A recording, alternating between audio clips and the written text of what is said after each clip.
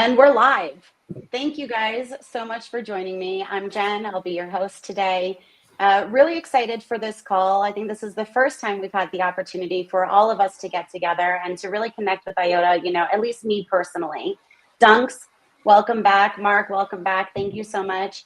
Harry, welcome to, I guess, Blockchain Banter, Bancor live stream. It's a pleasure to have you. We're kind of here. I mean, I want to say celebrating. I think it's a big deal and I'm excited for it, but really kind of getting into the details of, what brought Bancor and Velocimeter, Graphene, and IOTA together. We'll start with introductions. Harry, maybe you wouldn't mind starting us off? Sure. Hello, everyone. My name is Harry. I go by the online alias of 0x I'm the head of DeFi at IOTA, and I am responsible to, map out how our layer 1 and EVM networks will look like from a DeFi landscape. Awesome. Thank you so much. And like I said, pleasure to have you. Thank you. Dunks, maybe you wouldn't mind. Yeah. I'm Duncan. I'm the founder of Velocimeter, or co-founder of Velocimeter, and Velocimeter is obviously the licensee of Bancor's Carbon DeFi. We call our instances of Carbon DeFi Graphene, which is actually quite a cool name, I think. It's a cool name with a cool logo, and I like your colors too. Yeah. I kind of realized today that we could make the logo better by having it more triangle. Like if each piece of it was more triangle, I feel like it would be better. So I was kind of thinking about it today. But yeah. So that's pretty much. Well, I think you're the one that brought us all together here, I'm going to say. So I'm going to come back to you. I'm actually going to have you kind of kickstart this a little bit for us. But first, I'm going to pass it over to Mark. Mark, welcome back. It's always a pleasure to have you also. Would you give us a brief introduction as well? Yeah, certainly. My name is Mark Richardson. In my previous career, I was an organic synthetic chemist. I used to be a professor of organic chemistry at the University of California, Irvine. Following that, I was a research chemist for the Australian government under their research agency called the Commonwealth Scientific and Industrial Research Organization. I joined sort of DeFi blockchain efforts during the pandemic while Melbourne was in a 2-year contiguous lockdown period because of the virus. I first joined Bancor just as a community member, just someone that was, posting ideas, criticisms, and things to the DAO governance forums. Shortly after that, I was a researcher, full-time contracted researcher for the Bancor Foundation, then the head of research, then the product architect, and now the project lead as of October of 2022. So I designed Carbon DeFi. I continue to design different ways that decentralized and permissionless liquidity resources should work on blockchains. And yeah, I'm spearheading the effort for Bancor as we move into 2025 with our new products. Thank you so much. No, okay, so speaking of Graphene and Carbon DeFi, I call you Dunks. I see Dunks. Should I be saying Duncan? I feel like you can call me Duncan or Dunks. Okay. Now you had said that you are the co-founder of Velocimeter, who has deployed Graphene, right? You said this is a licensed deployment of Carbon DeFi. So let's have our audience actually understand, if they're not familiar, what Graphene and Carbon DeFi actually are. I want to pass it to you first, because we are here celebrating, really getting everybody to understand what this is and how they're able to take advantage of this on IOTA specifically. So if you would, and then Mark, of course, you were the designer of this, the brain behind. So please jump in and add anything, you would really like for our listeners to be aware of. Yeah. So probably the easiest way to say what graphene is maybe to say a few of the things that it can do. So some of the cool things that it can do that are super unique. Well, firstly, I call it an on-chain order book DEX. Is what I often refer to it like that. And some of the cool things that you can do are you can set limit orders, the limit buy and sell orders, and you can set range orders, and then range like to buy or sell in a range, and then you can link limit and range orders, and you can do concentrated liquidity, and you can. So it's super flexible, and Mark can probably talk more about how flexible it is, because there's actually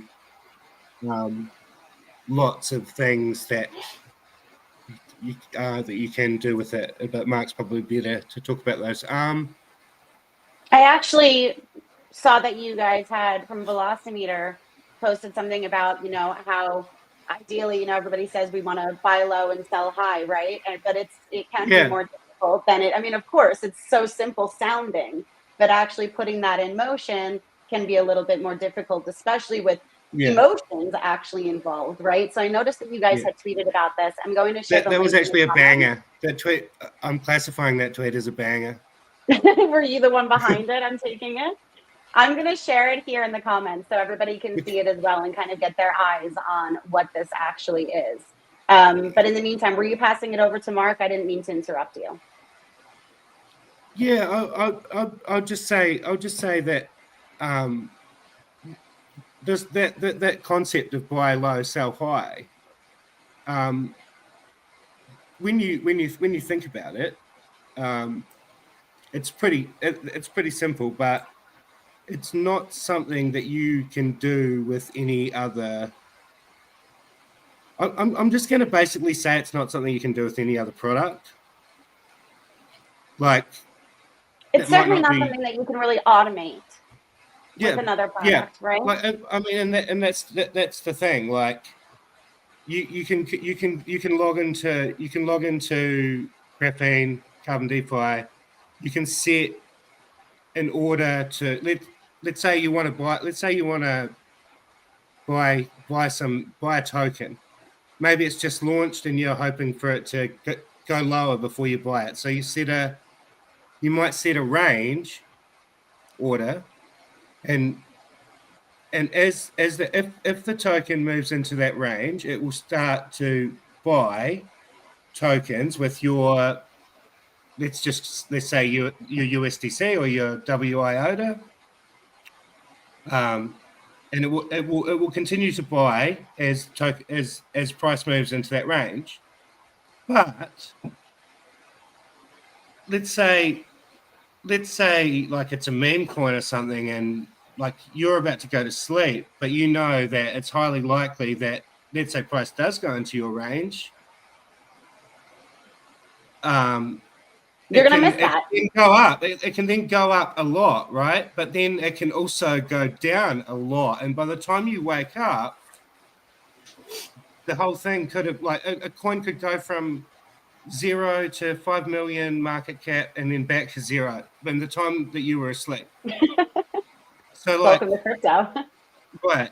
So, like, what you could do is you could set a buy. You could, let's say the coin is at 3 million now. You think it's too high right now. You set a range between 2 million and 1 million. You're going to buy, and let's say it gets to 1.5. So half of your USDC is going to be used to buy the coin while you're sleeping, and then you can at the same time that you set that buy order, you can also set in the same order, in the same strategy, a sell order for, let's say, 5 million. So then you end up you pick up these coins at in that bottom range, and then it will take those coins and it will automatically sell them for you in the range that you define above. So you're all you did was you just set 2 price ranges and you went to sleep. And if price moves into that range at the bottom, and if it moves into the range at the top, then you would have executed your strategy. It's such a nice feature to have, because I know so many people who have, I mean, I can't be the only one who has sat there watching the charts before I've gone to sleep thinking, okay, if I go to sleep, I know the minute I go to sleep, it's going to get to where I'm waiting for it to go, and I'm going to miss the dip, or I'm, whatever it happens to be. So I know I'm not the only one that would, find this valuable. That's like the most common, that's like one of the most common experiences of a trader, like in these like 24/7 kind of markets, right? Like, well, and I think also it's not even necessarily a trader. This is something that I've seen as well. And Mark, again, I'm sorry, I'm going to invite you, join in this. But I think so many people think that I'm not a trader. I like to buy and sell tokens, but I'm not necessarily a trader, right? When you think of trader, you think of TA, you think of these, complex strategies and, sniping and all of these things. But really, at the end of the day, it's about having some sort of a plan, right? I've thought to myself, if you're buying tokens, you're a trader. Like, you're going to sell them down eventually. A little bit, like I'm going to try to buy that dip, and I'm going to accumulate a little bit. I don't think of myself as a trader, right? But here I am able to use a DEX that is for traders, right? And benefit from these things as somebody who just enjoys being in DeFi and can be passionate about, accumulating and building my bags. Mark, I want to invite you to add to what Dunks was saying, whether it's about these recurring strategies and this automated buy low, sell high, or any of the standout features that you are particularly proud of and want the users to know that they can benefit from. Sure. Okay, so I think it's helpful to discuss the DEX infrastructure sort of more generally, sort of in broader strokes. Because the automated like market making paradigm was created to service like a very specific demographic, and that demographic, I think, is best characterized as the people that are issuing tokens, right? So the people that are actually have ownership over the token contracts or are participating in fundraisers, doing OTC deals, that kind of thing. That's really who AMMs were built to service, and today I think that still more or less describes it. The advent of like concentrated liquidity, beginning first with Bancor V2 in 2020, and then Uniswap V3 taking the baton from there in 2021. It introduced the first real customizability, I think, with respect to the DEX infrastructure. If we're sort of letting something like Ether Delta sit by the wayside, and that's a more complicated discussion that we can talk about maybe later. But with concentrated liquidity, what you were able to do is, rather than being forced to enumerate your liquidity from a price of 0 to a price of infinity, you're now being asked to decide where you think most of the trading is going to occur within, right? So if we're looking at something like Bitcoin today, imagine you were deploying Bitcoins onto a concentrated liquidity AMM. What you might be thinking is, well, we're probably going to hover around this, I don't know, 90K up to 110K sort of price region.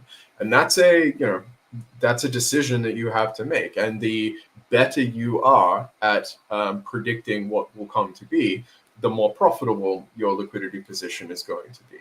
And like, that's a key element here, is that there are people that have specific biases about the way that the market is headed.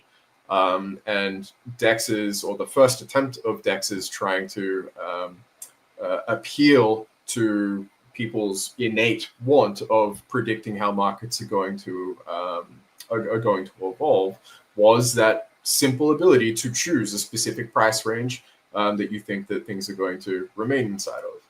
The difficulty there is that even if you choose the price range correctly, it's very difficult to be profitable in any significant way. And the reason is because all an AMM really offers you the ability to do is to charge a minimum spread. And most of these concentrated liquidity protocols will have, like a 1 basis point spread or sometimes even less than that. And of course, it goes up to like 10, 20, 30 basis points and so on. But even then, like it's really like pretty de minimis. And so the act of providing liquidity can sometimes feel a little bit symbolic.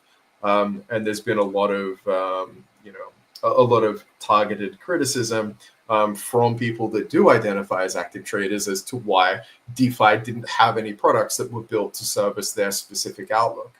And Carbon DeFi was built really for that kind of demographic in mind. And so rather than being forced to adhere to what we call a short straddle or a short gamma strategy, which is what the AMM represents, Carbon DeFi lets users choose their specific trading mentality, if you like. They get to adopt whatever biases that they have already brought with them when they entered into a token position in the first place. And I think that if for people that are listening to this call will recognize that they already have that kind of instinct. There are people that, let's say you're holding Bitcoin, have already said to your friends, you know what, if it gets to $150,000, I'm out, right? Or if it gets to $250,000, I'm out. And some people will go to something like Coinbase and put all their Bitcoin down at a single limit order to sell it at that price bracket. And then there are the people that are a little bit less certain, the people that are saying, well, you know what, maybe it will go between 150 and 250,000. And so I'll sell a little bit at 150, I'll sell a little bit at 200, I'll sell a little bit at 250,000 or something. And this is essentially what a range order does, right? Is that it allows you to enumerate an infinite number of limit orders between any two price brackets, and your return will always be the geometric average of whatever those two prices are, assuming that the thing is filled. But more than that, you can and there will be people again discussing their Bitcoin plans, that if they do sell everything at 150,000, what price will they buy back at, right? Like if they're selling everything at 150,000, maybe they're going to buy everything back at 80,000 or 70,000 or whatever it happens to be. There will be people that are drawing lines on the chart right now, predicting what the price is going to be in 3 years' time. And what's interesting is that even though this is such a saturating behavior for people that are trading cryptocurrencies, it's still behavior that isn't really supported by centralized exchanges. Just 30 minutes ago, I had a conversation with like a super user who is like blown away by the aspect of Carbon where you can actually place prices. You can quote prices with tokens you haven't even bought yet, right? That you can say, after my Bitcoin sells, then later buy it back at this price. Like this is the kind of flexibility that you get out of Carbon DeFi, and the precision, the flexibility that it embodies is something that you actually need a blockchain with smart contracts to do. It's not something that you can easily replicate with off-chain resources, and I think that that's something that we should spend more time talking about. Mark, I think that is one of the two biggest strengths behind what Carbon DeFi can do is that ability. And I mean, as far as I understand, that's enabled by splitting out the buy curve and the sell curve, right? That's the foundation for allowing you to do that because it just transfers as opposed to, in a concentrated liquidity model, if we look at Bitcoin now, it's $101,000. You'd set your concentrated liquidity range on change between, let's say, 150 and 250. And as it enters, it would sell. But then if it came down, it would buy all the way down. And you don't necessarily want that, right? And my understanding in terms of what Carbon DeFi can do is you can sell all the way up. And if it comes down, it's not going to buy again. It's just going to leave it. And you can crystallize those profits and then buy in at that lower range. And the second part that sort of facilitates and really assists that, and I don't think it's really spoken about enough, is the simulate function. Everyone has their theories, everyone has their trading strategies in terms of how they think's going to play out, but it's really hard to get confirmation bias without doing back testing. And the simulate function built into Carbon DeFi's application is fantastic for that. And it's a really cool feature that, and you don't even need to put capital at risk to test it, right? You can just explore the environment, what you think is going to happen based on certain indicators, backtest it on what happened, I don't know, this time in the cycle 4 years ago, 3 years ago, and see if it will play out. And you have no capital at risk. And I think that's really cool. It's actually something that I wish that I did more often because often things don't play out the way you think the way you think they're going to. And if you could have just paper traded it, A, you wouldn't have lost any money, and I guess B, you would ultimately become a better trader because of it, right? Although one of the things that there is the other side where if you don't bet real money, then you don't win real money. I think one of the things that the simulator is extremely good at revealing is what the most adventitious trading pairs actually are. So like for years, like long before the blockchain had had an implementation of anything that I had specifically designed, I was trading, via a centralized exchange, by way of like USD, tokens against each other like Compound and Aave. Like it was one of the things that I recognized early on, that especially tokens that belong to a similar category tend to, by virtue of the fact that they're still cryptocurrency tokens, have an extremely high volatility profile versus each other, but still mostly trend sideways. Now, Aave has recently broken out of that trend and has started to trend above, other tokens in its bucket. But for years, it was pretty reliable that there was a certain price that you should get out of your Aave position and into a Compound position, and when it bounced back the other way, get out of a Compound position back into your Aave position. And there are still many tokens that that exhibit exactly that kind of profile. The simulator is extremely good at identifying them because we do not require that the price chart that you are simulating on to be denominated in anything in particular. And so, for example, members of the meme coin community have often expressed like an appreciation for the fact that they can have a look at how some of the meme tokens in their portfolio trade against each other and how they might like to trade some of those positions without having to do the manual work of working out what their cost basis is in US dollars and then having to reconstruct those price charts. The fact that the simulator just gives it to you and the ability to backtest what it would have looked like had you traded those things versus each other, I think is an extremely valuable and helpful feature. And with that type of trading where you're sort of almost like looking for volatility, you're almost like looking for like a volatility between two different tokens, the actual tech is super well suited to actually implementing that strategy as well. Like, so say you find two meme coins and or let's say you take 20 meme coins and you simulate trade.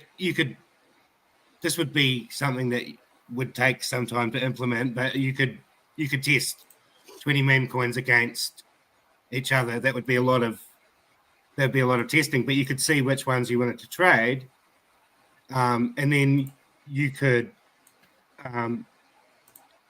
then actually, like, having done that, setting up the system to trade those on autopilot essentially forever, or for as long as it stays profitable, would be super easy to do. It would be a matter of a couple of clicks, really. Yeah, but even if you're not even, let me try that again.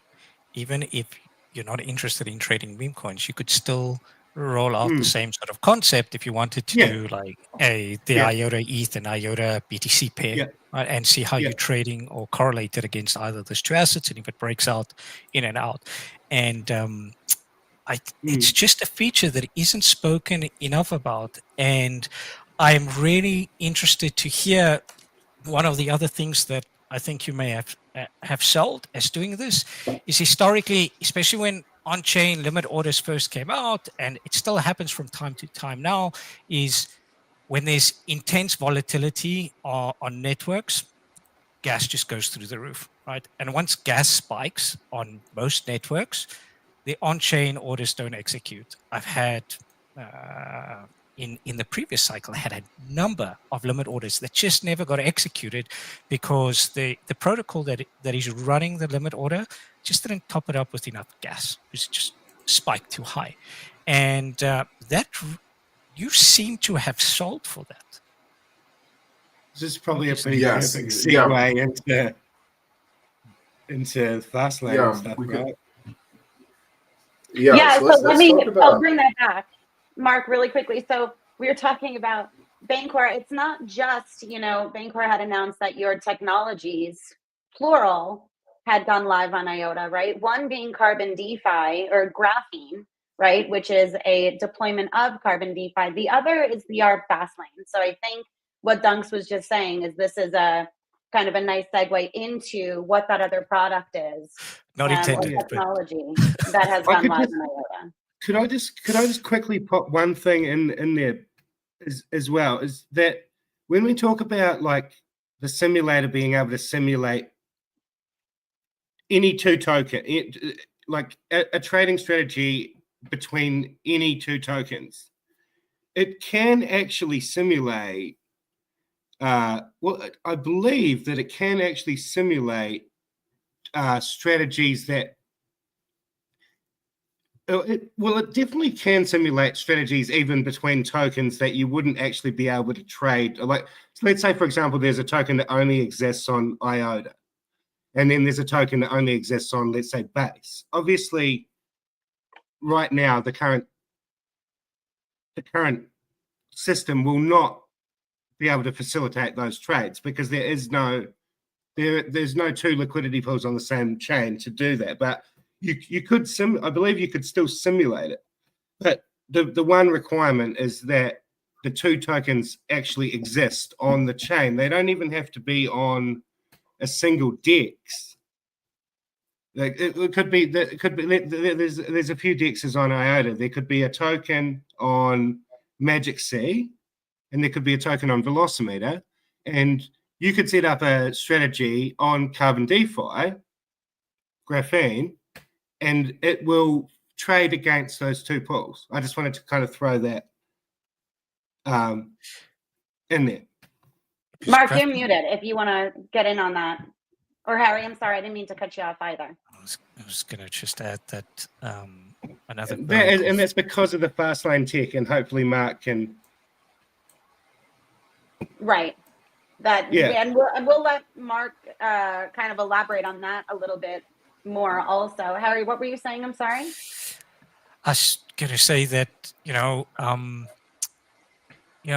Mark started off by saying when AMMs first came out, they were basically for the court that were raising funds, where for me, carbon and graphene is more on the trader side of things. And then the evolution is that you're not only looking at one DEX in terms of executing the trading strategy, and that's what Dunks was talking about, right? It's about best execution wherever you're placing the trade. And so without even realizing it, when you're doing these strategies and doing these implementations, Graphene on IOTA is ultimately functioning as a DEX aggregator, an extremely efficient DEX aggregator that gets you best price execution. And as a trader, that's all that you want, right? Well, it's the biggest thing you want. Right. It's definitely one of the main things that you want. Yes. Mark, I have your screen up here. Yeah. Okay, so this is Carbon DeFi, which, as we said, Graphene is this is what powers Graphene, right?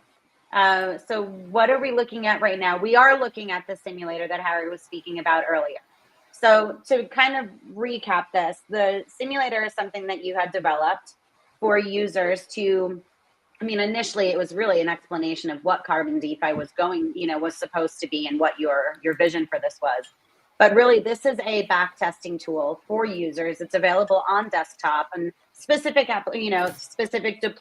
Dunks, I would love to see it. I'm not sure if it's on IOTA yet, but I know it's one of the newer features. Some others have been added as well. So, hopefully we'll see them there also. But this is where users can go in. They can go in here, back test their trading strategies. With Graphene, with Carbon DeFi, you can pair any standard ERC20 token against any other standard ERC20 token. Now, just because you can do this doesn't mean that you're going to be able to go somewhere and find a chart to see this sort of volatility profile, right? So this is what the simulator shows you and allows you to back test up to 365 days, the sort of strategy that you would like to implement, see what those results are. So Mark, this is what you're showing us now. Walk us through this a little bit.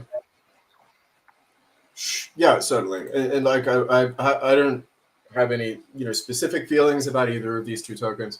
I'm just showing that that the simulator works on arbitrary token choices. And so 4chan is obviously a relatively well-known website. I didn't realize it had a token, but whatever. So what I'm going to do here is basically simulate a situation where we were speculating on the price of 4chan versus the 1inch token. Obviously, 1inch is an extremely well-known and important protocol in DeFi, and the 4chan token is some random meme token, I suppose.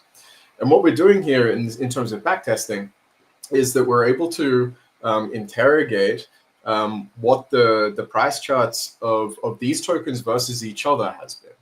So this is showing you the 4chan price in terms of 1inch tokens, effectively using the 1inch token as a numerem or as a quote token. And you can see it's been relatively relatively volatile. Sometime during like sort of January of 2024, we saw a lot of interesting price action. Where the thing was going completely out of control. I'm not sure exactly how much stock we should put in these kinds of candlesticks. Obviously, trading on chain can produce this kind of volatility. But you can see things kind of balanced out. So I'm expecting a lot of like really interesting activity early on in the simulation, and then of course the rest of the simulation is going to be interesting as well. But we're just going to use this to sort of demonstrate exactly what the product does. So this is literally emulating what your returns would have been had you created a position sort of this time last year with 0 4chan tokens and putting up 1, 2, 3, 4 1inch tokens with these specific prices in mind. And this is important, right? We can drag these indicators around. And what it is doing, right, what we are as users of the simulator and as users of the protocol are indicating is what prices we would like to sell the tokens that we have, or what tokens we would like to buy the token of interest with. So you can see at the very beginning here, the price of the 4chan token in terms of 1inch started sort of somewhere between what is becoming our asking prices and bidding prices. And so as the price of the 4chan token comes down, we're going to backtest, okay, what would have happened had we decided to swap our 1inch tokens to 4chan tokens at this price point? And this is exactly the kind of trading strategy that Carbon DeFi exemplifies. And then with the red region, these are the prices that we're offering to sell our 4chan tokens back to the market in return for 1inch tokens. And we're basically going to let that play out for a period of about a year. And again, this is no capital committed. This is just playing around, learning what the protocol does, how it operates. That ROI is ridiculous. I'm sorry. Yeah, and this is what I said. But I thought calculating, and I couldn't help it. Who would have thought? What sort of time frame? Exactly, and I think that's Harry. I'm so glad that you brought up the simulator because I'm not sure that I really would have, or I'm not sure that we would have.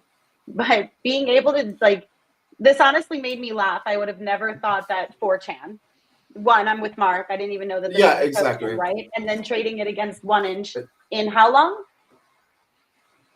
This is Mark? a year, In a a year. little bit over a year. Okay, so Yeah. 9,303%. Go ahead, walk us through. Correct.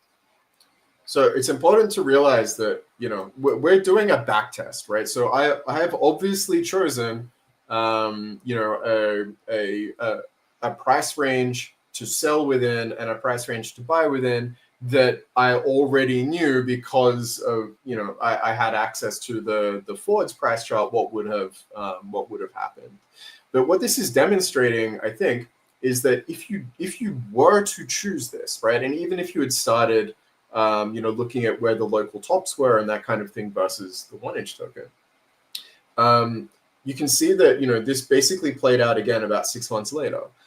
And this is the kind of thing that I'm trying to get people to realize when we are having a specific look at how different tokens trade within a same category or between categories. So, like, you know, having seen this play out twice now, you'll see that the 4chan token is currently at a local bottom, you know, versus 1 inch. And so maybe, you know,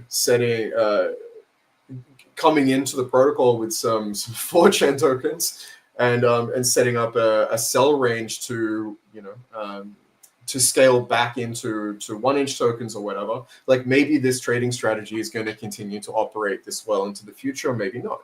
But there are some people that, you know, might be well connected with the 4chan token community or the 1 inch token community or whatever. It doesn't have to be these tokens. But the point is that this, you know, nearly 10,000% ROI is completely without any kinds of rewards or fees or any of the other like marketing gibberish that tends to populate the DeFi landscape. This is purely based on how well you have set up your trading strategy. And again, this is literally paying the gas cost to set up the strategy at the very start, which is basically pennies. Carbon is an extremely lightweight decentralized exchange. And Graphene. And just letting it run. Everybody knows when they go to IOTA, they're looking at Graphene, right? That Right, ROI, exactly. though, is denominated in 4chan tokens, though, right? And you do end up with 100% 4chan tokens at the end of this particular strategy, right? Correct. Yes. Yeah. So we denominate the ROI in terms of the in terms of your chosen numeraire. So this ROI is indeed being quoted in terms of 1 inch. So it's based on the base asset. The quote asset, which in this case is 1 inch tokens. And if we go back, we can see that 1 inch has probably improved in price, you know, since a year ago as well. And so whatever this 10,000% ROI is, trading it versus 4chan tokens would also bleed over to to probably be even slightly more exaggerated compared to US dollars. So if you were to sell, because you end up with 100% 4chan, but if you were to sell that 4chan right now, you would have 114,000 1 inch. Is that right? Correct. Yeah. So this is telling you what your this is based on the conversion rate at the end of the simulation. Yeah, like so even though 4chan might be at one of its lowest points that it's been at, which it looks to me as though maybe it is, you've still got way more 4chan. You've still got you still have literally a 9,000% ROI. That's what it comes down to. And Yeah. I think this is something, if I can jump in really fast, that's on top of HODL, right? So you It's just started probably a little bit confusing as an 1, 2, 3, example. 4. Go ahead, Dunk. Let's use another one. Yeah. Harry, were you Good gonna say Let's do something a little. Yeah. I guess it's just important to clarify your ROI. Is that expressed in dollar value or is it expressed in tokens? Because I It's understand expressed in it to be tokens. tokens multiplied then ultimately by dollar value. So in an uptrend market, your ROI is multiplied or multiples of 9,000 times price growth. And I think that just ended up with 10,000 growth in 4chan tokens because of where you're on the range, right? If you cut it earlier, then you sit with more 1-inch. But yeah, this simulation is probably easier to understand. Yeah, And so I want to just point out talk about to Mark, if I may please, but this is on top of HODL. So even if you see these price, these tokens that are going up and maybe they've done, they've both done a 10 times value or whatever it happens to be, that ROI that you're seeing is on top of that HODL value. Go ahead, Mark. Right. And that's kind of what let's have a look at this performance versus HODL chart. Because it is being reported, in earnest. So for example, when so this is looking at, we've now flipped it. So 1-inch has now become our base, and we're now using ETH as the quote.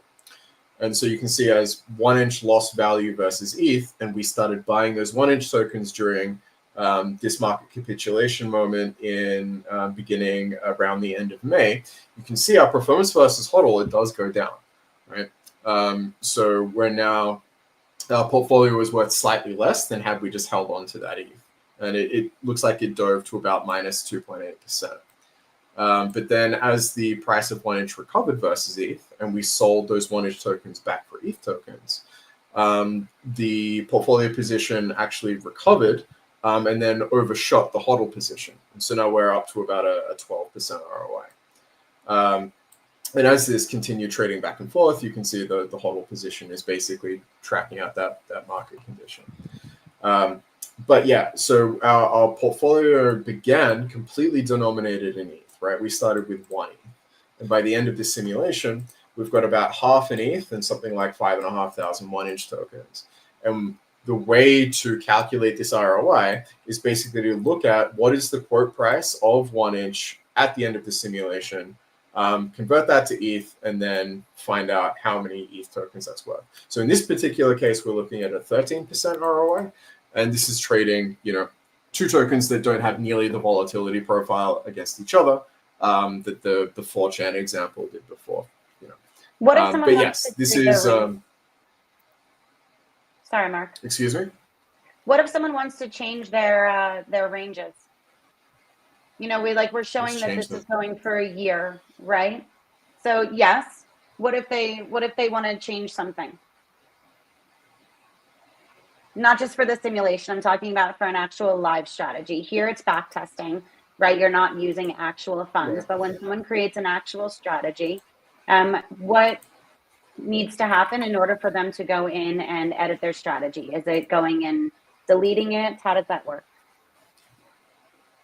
Yeah, so the protocol is built to service basically maximum flexibility. So, for example, here's a strategy that we just found. You can see the same sort of price brackets, and we've got a chart that annotates how this thing has been trading over time, and you can see all of the effective accounting of the protocol here, so that users can export their data if they need to give that to their tax accountant or whatever. Even if they're just auditing how their position is being traded, they can do that here. Now, if this was a position that we had control over, and we don't, because I don't know whose this strategy is, but if we click on the management button, we could edit the price ranges that we're trading in. We could add more tokens, more liquidity. We could withdraw some of that liquidity, whatever. There's no need to burn any of the NFTs that you get issued that represents your position. The position that you have is basically infinitely reusable. And so as you decide to go on maintaining and editing your position, it's actually extremely gas efficient as well. In that regard, because there is no need to kind of do this constant housekeeping, cleanup stuff. Essentially, once you've got a position in the protocol, your prices become, all of the settings of your strategy are arbitrarily modifiable from that point onwards. And is that done by just updating the metadata behind the NFT, or because you said you're not minting a pretty much? Okay. That's cool. If you like, the best way to understand it is that the NFT really is just a symbolic a symbolic connection between you and the contract. So your actual position really does exist inside the smart contract, and the NFT is really the permission, right? That's the thing that says whoever has this NFT is allowed to edit the thing. So we don't really use the NFT itself. It's really just something that the user has in their wallet. They actually edit the information on the smart contract directly. So more like an LP receipt token that's just not an ERC20. Okay. Exactly. Okay. It sort of represents the ownership of the. It just sort of represents. It just gives you the ability, essentially, to edit the parameters of the curve, I guess. I want it also to. gives you the ability to move it between. Go ahead, Mark. Finish your thought. It also gives the ability to. It also gives the ability to move between addresses, right? Which is something that is like actually important. So, for example, imagine a company that's managing liquidity positions, for example, being able to send just the NFT onto someone that might be responsible for a specific liquidity pair or something, and now it signifies that they're going to have the responsibility for managing that. The contract only requires that the person who is signing the transactions own the NFT at the time that those transactions are being signed. So you don't need to sort of withdraw stuff and send things around and that kind of thing. It's kind of all tied to the NFT. Yeah, I guess it gives you some composability in DeFi as well. The composability in DeFi. Okay, so we have about 10-15 minutes left. So I want to touch on a couple of different things. And I want to be able to pass it over to Harry also, because I had seen a couple of announcements and things that are happening on IOTA. I want to give you the opportunity to highlight those. But really quickly, Dunks, earlier you had mentioned Magic C. In one of your tweets, you had mentioned Popsicle Finance. These are other DEXs on IOTA, right? Not a competition, almost complementary to Graphene. Mark, I want to ask you, it says that the trades are executed via arbitrage. So when someone goes on to Graphene or they go on to Carbon DeFi, you're not looking for a liquidity pool the same way you are in an AMM, right? So if there's no existing liquidity, say, or you're the first person to want to trade this specific token on Graphene, this isn't a deterrent. Maybe you can just briefly talk about this and talk about the arb fast lane for us. Yeah, certainly. So typically, when you're providing liquidity to a decentralized exchange, the trajectory that you're going to have is that you are going to explore which liquidity pools are available and then decide which of those liquidity pools you would like to participate in. Carbon DeFi is completely different because there are no liquidity pools. You can just set up price quotes for whichever tokens you like versus each other. And the reason why we're able to do that is because Carbon DeFi is really a liquidity wrapper around the entire blockchain that it is deployed on. And this includes, the DEX aggregators like OpenOcean, like ODOS, and all of the other AMMs. But then also other like more bespoke liquidity sources, things like perpetuals contracts and stuff that might have some token liquidity that gets executed on chain. All of these things touch Carbon DeFi in some way, and that's all facilitated by and Graphene, excuse me, and that's all facilitated by a set of smart contracts and a little bit of off-chain infrastructure that we call the arbitrage fastlane. And this is really, something that I had wanted to do for a long time, which is to remove part of this third-party dependency that we had on like searchers and people at the block building level to get acquainted with the DEX that you're building, and rather provide the product ourselves that allows either those people to participate in the system at their own volition, or for us to shoulder the responsibility of executing some of these things ourselves. And that system is the arb fastlane. And what it means is that as soon as you create a pair, so for example, that 4chan 1-inch token pair that we examined just previously, As soon as you create that position, the ARB Fastlane then starts mapping out all of the liquidity sources that exist for the 4chan token and for 1inch. But not just those tokens directly, but then all of the tokens that exist as like intermediaries en route to be able to fill one of those positions. And so, and then after that, it will continuously monitor the blockchain to find out what the quote prices currently are for those things. And if there is, if your quote prices are within reach of somebody else's liquidity source, then it will immediately fill that order. Now, having said that, it's actually not a requirement, because people can still come to the app and browse the prices that you're offering. And if they want to, they can swap the 1inch tokens for 4chan tokens or whatever. There is no requirement that the ARB Fastlane be there. And similarly, DEX aggregators will, which is in my, I've said this before, aggregation and arbitrage are two sides of the same coin. A DEX aggregator can also route user volume directly through Carbon DeFi, and I've gone to great lengths to make sure that they have all of the resources and technical documentation explanation required to plug themselves directly into Carbon DeFi, and that's generally how things happen.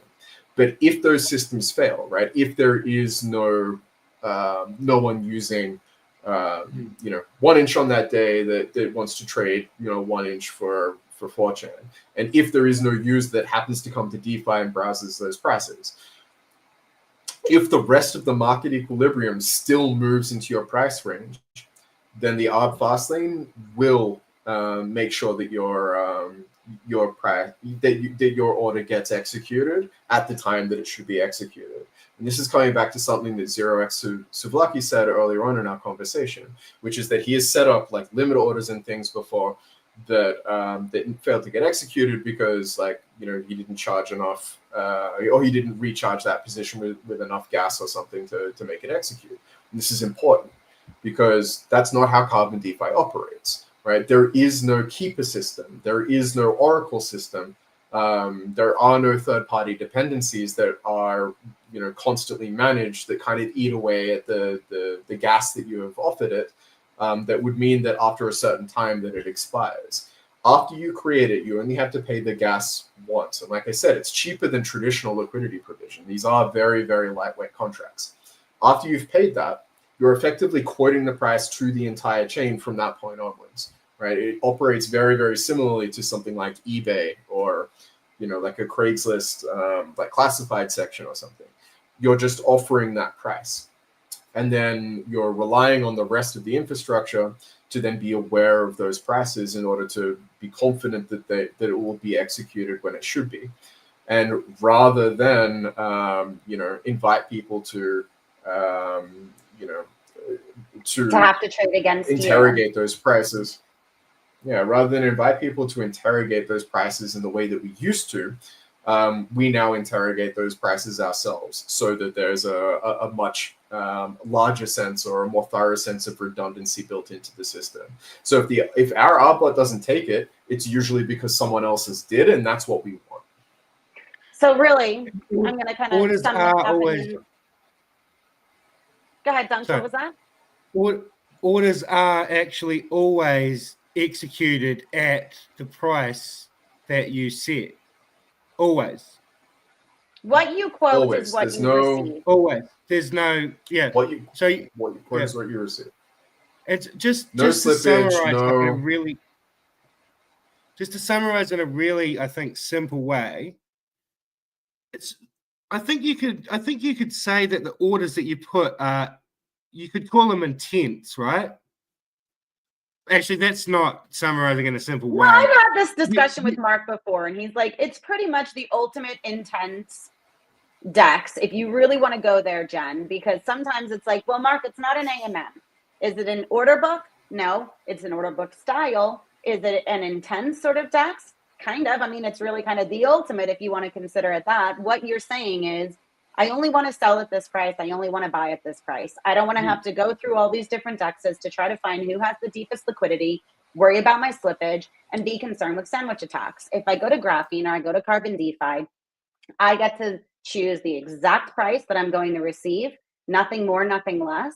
And I'm going to be taking all of the liquidity or have access to all of the liquidity across all of IOTA or across all of this chain, and that's going to be, that's what's used to fill my order on Graphene. Whether there's liquidity or there's any of this token existing on this, deployment on the Graphene, it's taking all of the liquidity from the entire network and using that. Any small price discrepancies, anything of the sort, that's how your trades are being filled if there isn't a direct taker or an aggregator or another arbitrager, right? Yeah. I was just what I was actually gonna say is just that you're putting orders on an order book for the prices that you want to buy or sell at, and then just like any other book, like if it was Binance, just think if it was a CEX or whatever, you put up orders, someone's going to come along and buy those orders or sell into those orders or buy, right? So like in that sense, it doesn't require an arbitrager or it doesn't require an arbitrager or the fast lane protocol. Users can trade between themselves just like any other AMM, right? Like let's say you could put a position in Carbon that is a concentrated liquidity position and use it, and so that let's say the price is in that range, then there's liquidity there for people to buy and sell at around the current price. And users can come along and trade in and out of that liquidity using the UI, like just like any other AMM, essentially in that sense. And then you've got then you've got, before you even have the fast lane, you've got aggregators that treat it the same way, essentially, that they treat any other AMM or order book that they work with. And then finally, you've got the Fastlane protocol, which will perform a similar type of thing. So you've got three ways that your orders are going to get executed, and they do. Mm-hmm. I think the nice thing, as a DEX, you want to be integrated with all of the leading aggregators and things like that, right? The ARB Fastlane, what I've kind of considered it in the past, is almost like a de facto taker. Maybe there isn't somebody on the other end of that aggregator, or there isn't somebody who's going to the trade page or who's, trading spot. The arbitrage, like the ARB Fastlane, is that de facto taker. It's if this isn't happening, but there's something happening over there, it's going to access all of that. I saw that Mark had to drop, so I will apologize on his behalf. But I also know we're at the top of the hour, and I really wanted to hear from Harry. I'm so sorry that we ran this right up until the top of the hour. Do you have a few extra minutes, or can I at least take a minute to congratulate you? I noticed the same day that, I think I mentioned it earlier, but I want to highlight it once more. The same day that Velocimeter made their announcement that Graphene was live on IOTA, Bancor made its announcement that, its technologies, Carbon, DeFi, like Graphene and the ARB Fastlane were live. IOTA also announced that you guys had met this fantastic milestone of 100 million in TVL. So congratulations on that. And you guys have some other things, like a lot happening. So if you would, just take a few minutes, tell us about DeFi on IOTA in general, right? Like, it's not just Graphene that's going on over there. So for anyone who isn't on IOTA yet, just give us what you want them to know. All right, thank you very much. Yeah, it's been a very, very busy year over at IOTA. We started at the start of the year, we did the rollout of the EVM, and over time we've onboarded infrastructure partners, and then various protocols or projects to build on top of that infrastructure, where Velocimeter and Graphene are one of them. And we're trying to build out a DeFi network that forms the base layer for RWA adoption. First, RWA retail, and then institutional RWA that sits on top of it. And so through that, we've onboarded a few, we sliced out the different sectors of verticals within DeFi to attract teams to form the base. So DEXs, lending markets, CDPs, perps, right? So those sit at the right at the bottom, and kind of next to it, complementary, we have NFT communities, NFT meme coin launch pads, all of those things. Some of the more, I guess in today's climate, you can call them culture building protocols. So they sit next to each other, but it was really about building this baseline to allow RWA projects to build on top of it. And those RWA projects are tokenized T-bills. We have a very good partnership with one of our sort of home-built projects called Realize. They are the first to get a license out of the ADGM, which is Abu Dhabi, to do regulated tokenized funds. Right, so that's amazing. I saw that announcement. Yeah, that's huge. Congratulations on that. And it's Dom's protocol, right? Yeah. So and Dom's the founder of IOTA, right? Yeah. One of the founders of IOTA. Yeah. And so they're busy working out, and that's just one of the things that we're doing. So we're doing regulated funds that are coming to the network. We have tokenized stocks. We have tokenized commodities. A whole various things that just enable the growth and expansion of the RWA. If we think about RWAs, it's not just the default setting is T-bills, but it's, if we think of TradFi, it's T-bills, it's commodities, it's credit products, it's stocks. Like all of those have their role to play and can find a place in DeFi applications to help, well, accessibility and also the ability to use those that capital in ways that you cannot do in traditional finance. And that's the sector that we really want to tap into. So that is kind of the core base of what we've been building sort of on the EVM side. And then together with that, we've been working on this massive upgrade for the L1 to enable smart contract programmability using Move smart contract language. And so that would be similar to like SWI, right? If we think of Move smart contract, I think the protocol that comes to mind on that language is for many is SWI. And the idea that we want to do is we have a really strong digital identity solution.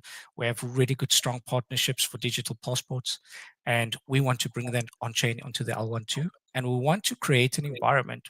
Well, our goal is to create an environment that we can attract builders that want to build within DeFi, within RWA, or anything tokenizing invoices. Anything is on the table, and you aren't restricted to a certain programming language, right? I think that's a blocker for a lot of developers. You know, yeah. I would love to be on this chain. It's great. What they're doing is wonderful, but it's not my language. Yeah. And so we're trying to remove those blockers by saying, well, if you learned how to code Move, we have a place for you to build.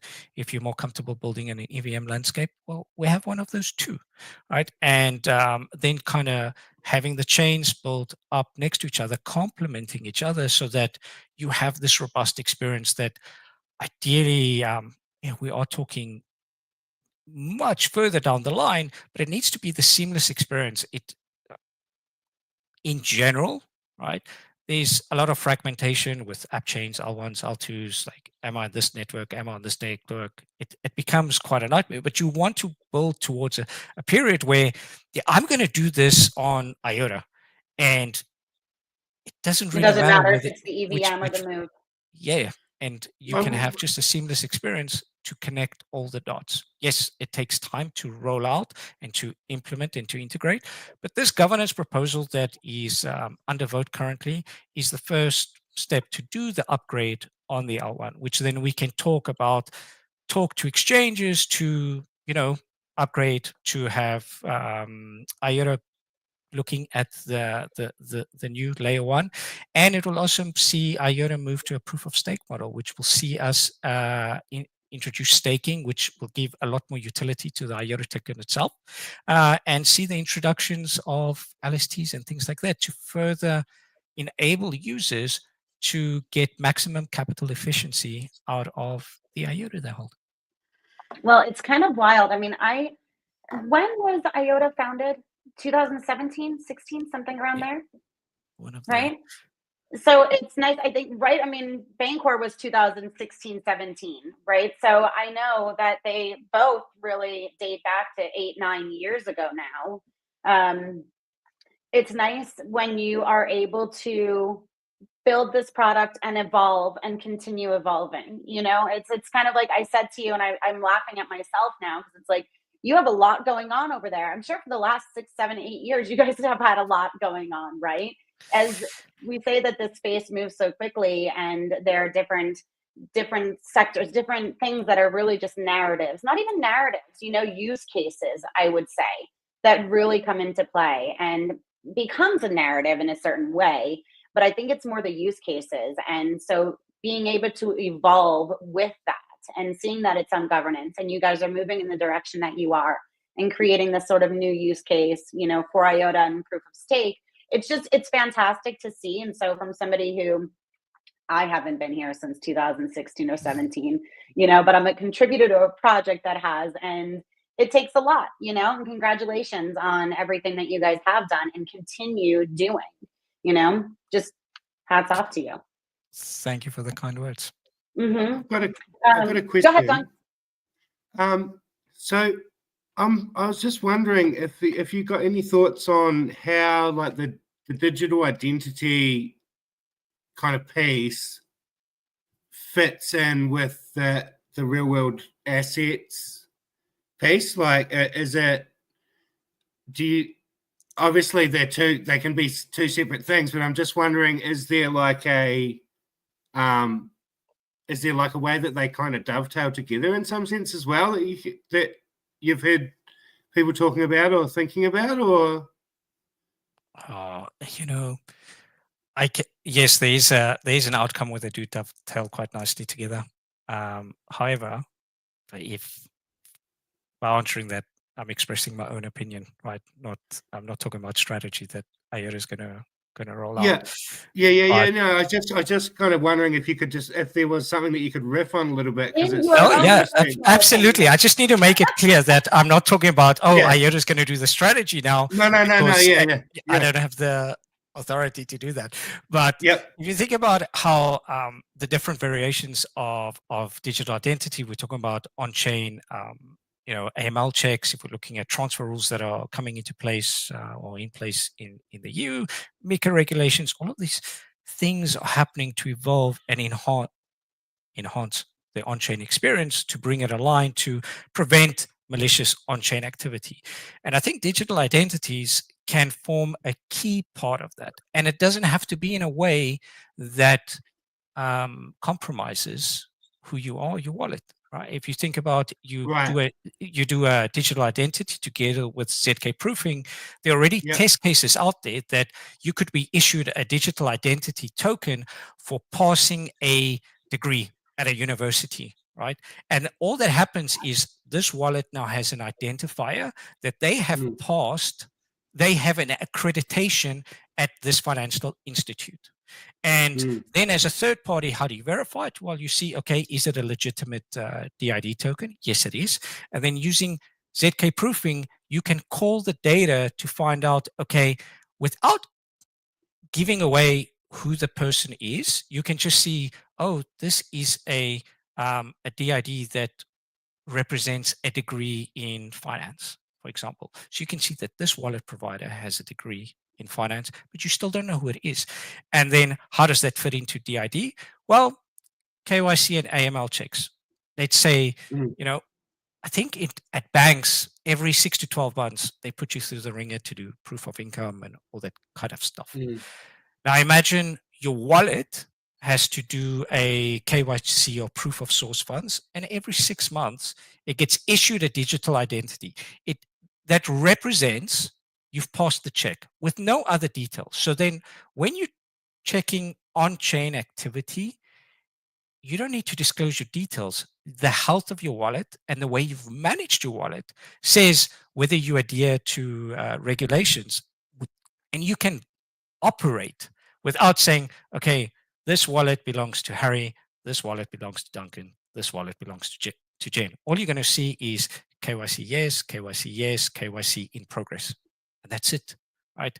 And you do that through there is an element of trust with third parties, because that's not entirely trustless, but that is then how digital identities joins sort of, especially RWAs, because if you're bringing regulated activity on chain, you need to ensure that it's not so much that the three of us can participate. It's about, if it's a regulated product that has security laws behind it, you need to prevent engaging with someone that is on the sanctions list or financing terrorism and all those kinds of things, right? An identifier like that can check the health of your wallet with your history in terms of who you've engaged with, and there's cool tools for that, like Luca or Eclipse or chain analysis, right? That all happens. You can see wallet passes. Okay, you've done, you've submitted to, I don't know, a independent third party like ID Now or SumSub or whoever has the accreditation to do it, and they issue the token, and that's it. Well, that could be just the start. It could evolve far more than that, but they can definitely coexist, and it can go beyond digital identities. It can breach into not breach, that's not the right word. It can expand into digital passports too. They can definitely coexist, and I do think, personally, I think that's the future. I'm super interested to see what types of real world assets can be traded on exchanges like Graphene. I was just going to say that too. We're talking about real world assets. Go ahead. Mark actually talks quite a bit. Often Mark talks about the example of eBay as an example of like the functionality, the mechanism, the kind of easy. Yeah, and obviously eBay is actually a real world asset trading platform, right? Mm-hmm. Because the things they're selling are, like, when we think of RWAs, we often think of treasuries and stuff like that. But I mean, technically, all assets are, So I do think we're going to see a lot of things that we've never seen traded on chain yet will end up being traded on chain in 2025. I think it's going to be a big year for RWA. RWA, it'd be big. But I'm even thinking of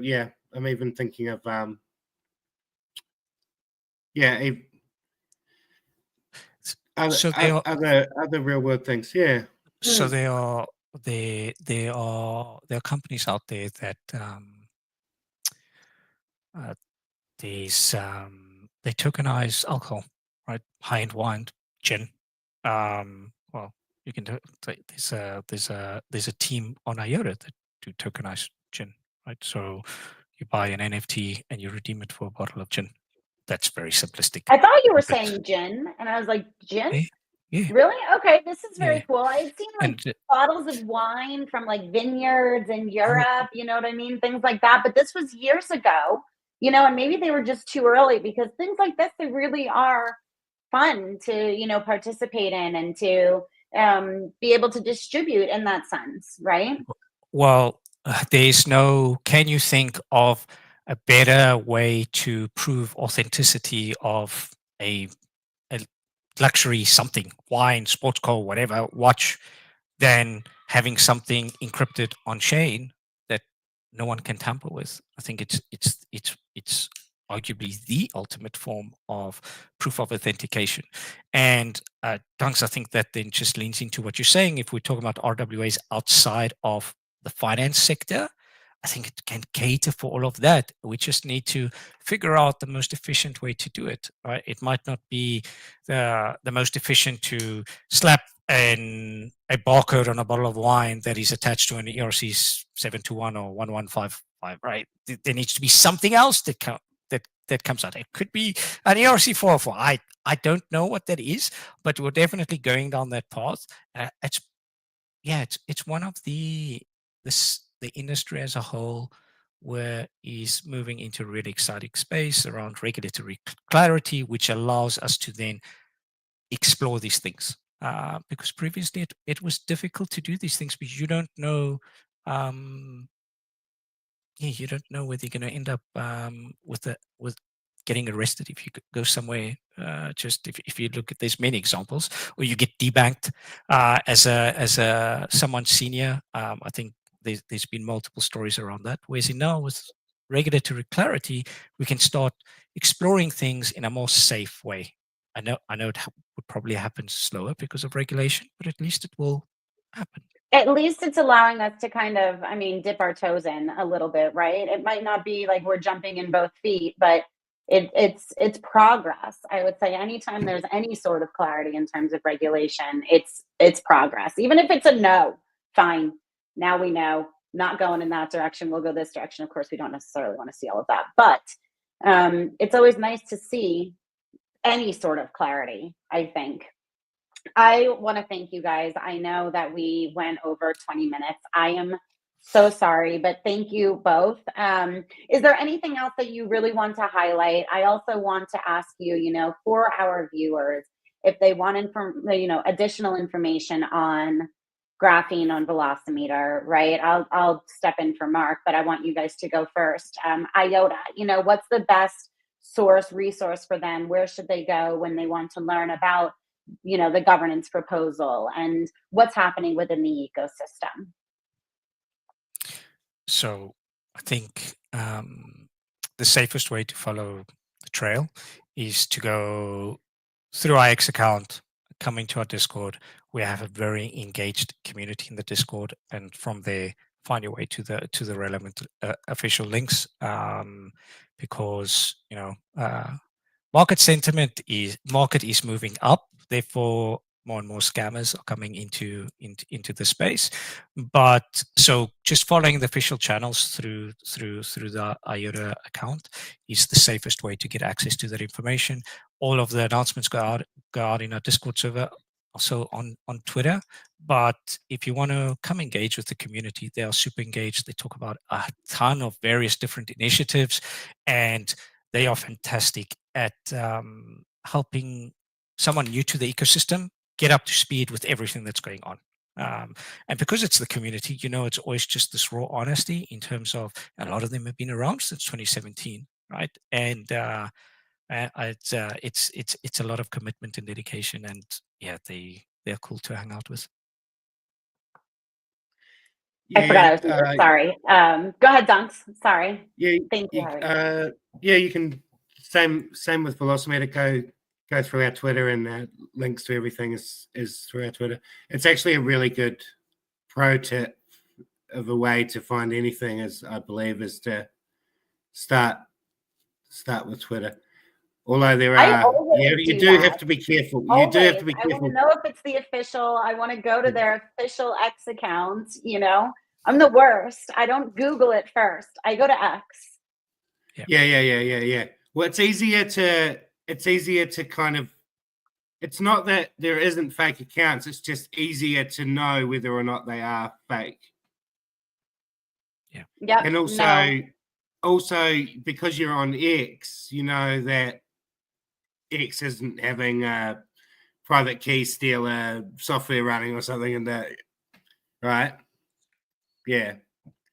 Well, we've heard of accounts, being taken over, compromised, something like that, right? Like, I don't want to say, it was like you were saying earlier, Harry, just want to make it clear, like, this is your personal opinion, just because I go to X and I trust, the bios and stuff doesn't mean you can all the time. So to everybody, like, please don't hold me to that. I am going to post up here Velocimeter Dex. This is where you can go. Velocimeter, like we said, Dunks and Velocimeter, the ones behind Graphene, which is powered by Carbon DeFi. I know that Mark had to leave a little bit early, so I'll go ahead and for any of our viewers, if you want to learn more about Bancor, who is the project behind Carbon DeFi and the Arb Fast Lane that were spoken about earlier. You can visit their X. I'll put that up there as well.